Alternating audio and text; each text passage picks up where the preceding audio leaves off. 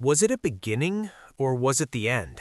In the shivering pre-dawn light of the New Mexican desert, on July 16, 1945, a group of men stood at the edge of the world.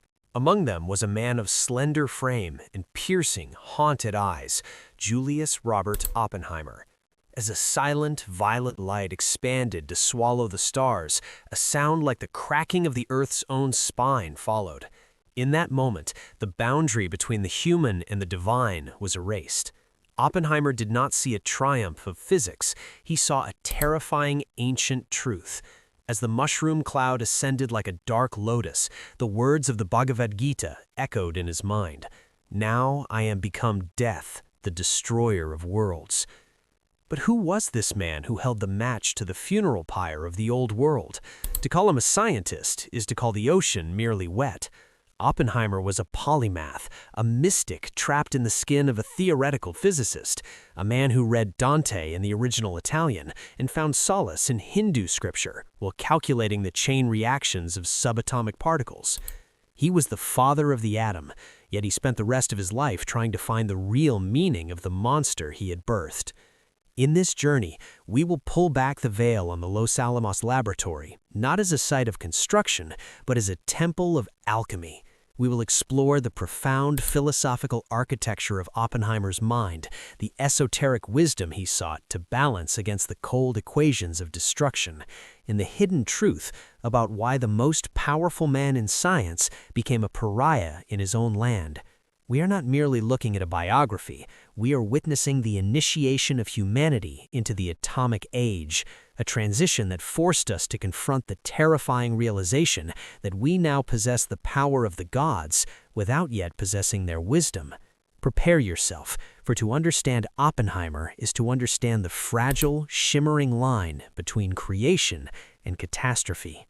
To understand the real meaning of Oppenheimer, one must look beyond the 20th century and into the cyclical nature of human ambition, specifically through the lens of Prometheanism and Vedic philosophy. Oppenheimer was not merely a product of the Manhattan Project, he was a bridge between the clinical rigor of Western science and the sweeping, often devastating truths of ancient mysticism. The Promethean archetype. In Greek mythology, Prometheus stole fire from the gods to give to humanity, an act of supreme compassion that resulted in eternal agony. Oppenheimer recognized early on that the splitting of the atom was the modern theft of fire. He viewed the scientific community as a collective Prometheus, handing a primitive civilization a power it was not yet spiritually or ethically prepared to handle. This was not just a historical event, it was a philosophical crisis.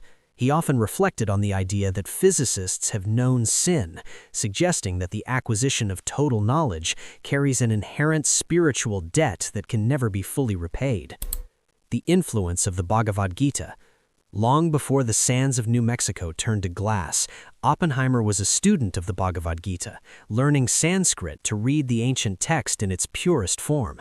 He identified deeply with Arjuna, the warrior prince, standing on the battlefield of Kurukshetra, frozen by the moral horror of the war he was destined to fight. In the Gita, Lord Krishna reveals to Arjuna that he must fulfill his dharma, or duty, as a warrior, regardless of the personal cost or the blood on his hands, because the soul is eternal and the physical world is a divine play of destruction and rebirth. Oppenheimer used this esoteric framework to justify his work at Los Alamos. He saw himself as an instrument of a larger, inevitable historical force, a cosmic necessity that transcended individual morality. He believed that the atom would be split whether he did it or not. His duty was simply to ensure it was handled by those who understood its gravity. The alchemical transition. To the esoteric mind, alchemy is the process of transformation, turning lead into gold or the mundane into the divine. Oppenheimer's work was the ultimate alchemical experiment. He was taking the very lead of the earth, uranium and plutonium, and through the philosopher's stone of mathematical physics, triggering a transmutation that released the energy of the sun. Yet he understood the Hermetic principle, as above, so below. If he changed the physical world through nuclear fission, he would inevitably change the human psyche. The real meaning of his work was the end of human innocence. We moved from a world where nature was a backdrop to human life to a world where human thought could annihilate nature itself. This historical context reveals that Oppenheimer was not just building a weapon, he was presiding over a funeral for the pre-atomic soul of man, ushering in an era in which our survival depends entirely on our ability to master the internal forces of the mind as effectively as we have mastered the external forces of the atom. To grasp the core of Oppenheimer's work, one must first understand that he was not looking at matter as a solid substance, but as a dense, vibrating web of energy, a concept that bridges the gap between the laboratory and the cathedral.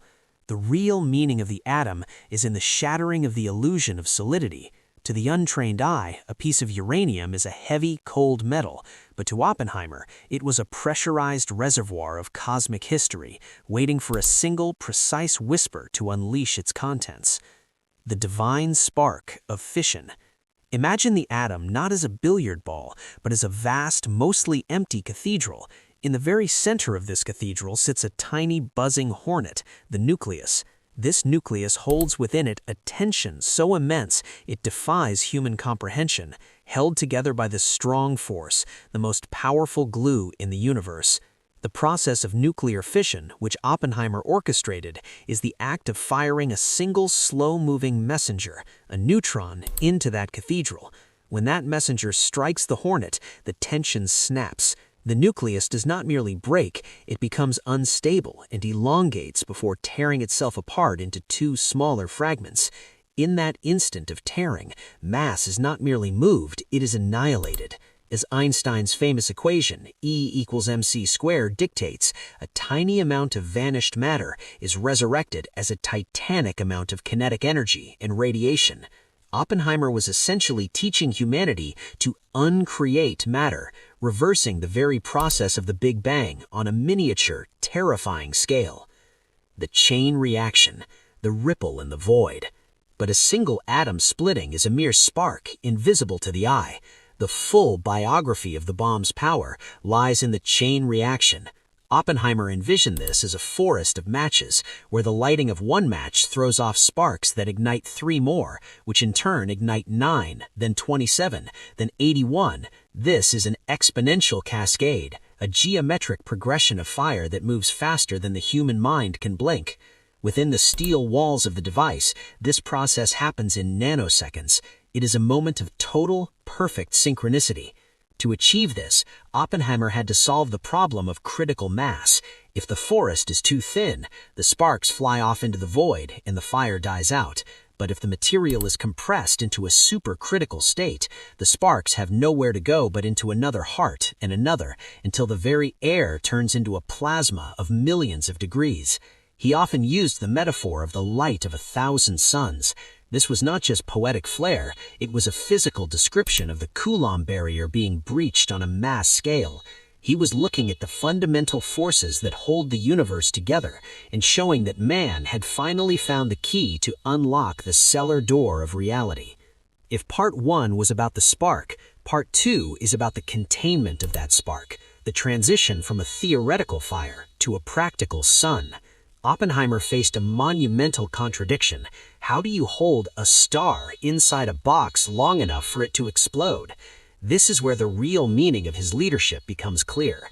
He wasn't just a physicist, he was an architect of the impossible, the mystery of implosion.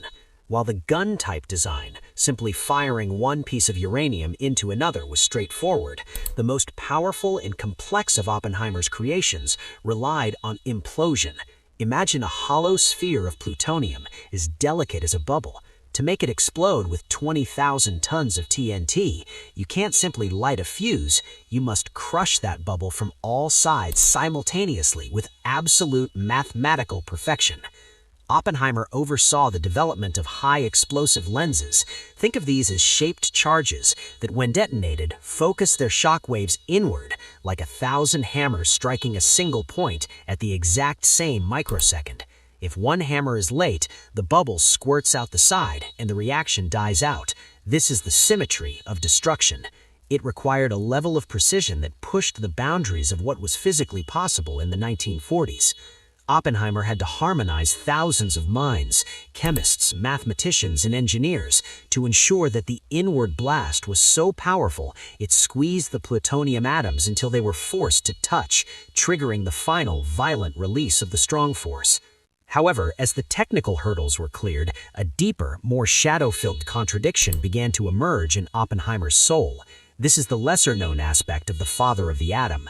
As the scientists at Los Alamos celebrated their mathematical triumphs, Oppenheimer began to see the gadget not as a tool of war, but as a terminal necessity. He wrestled with the idea of complementarity, a concept from quantum mechanics suggesting that an object can be two contradictory things at once, like a wave and a particle. To Oppenheimer, the bomb was both a horrific instrument of mass death and the only thing that could make future world wars impossible. He harbored the secret hope that by revealing the absolute terror of the atom, he would 2. Mastering the critical mass of focus. The success of Los Alamos was not due to a single genius, but to the compression of many geniuses into a supercritical state. You can apply this to your own productivity through temporal compression. The technique, instead of working in a lukewarm state for 8 hours, identify your plutonium hour. For 60 minutes, remove every possible distraction, silence the phone, close the tabs, and compress your entire mental energy into one singular point of intent. The goal, like the implosion lenses of the gadget, your focus must strike the task from all sides simultaneously. In this state, you achieve in 1 hour what others achieve in a day.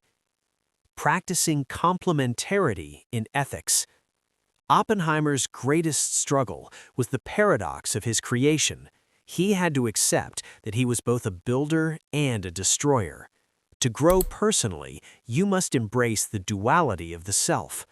The practice, when faced with a difficult decision, stop looking for a perfectly good answer. Instead, ask, what is the shadow of this choice? Acknowledge the potential harm in your successes and the potential growth in your failures. Overcoming obstacles. The greatest challenge here is moral paralysis, the fear of making a mistake. Remember Oppenheimer's dharma. Action is often a necessity, even when the outcome is stained. Do not seek to be pure, seek to be aware. The ritual of the desert retreat. Oppenheimer was most himself in the high deserts of New Mexico, away from the noise of Washington in the sterile labs of Berkeley. The action: schedule regular Trinity tests for your soul, periods of total silence and solitude in nature. The purpose: it is only in the silence of the desert that you can hear the whispers of your own conscience. Without this, you become merely a tool of the systems around you, rather than the master of your own destiny.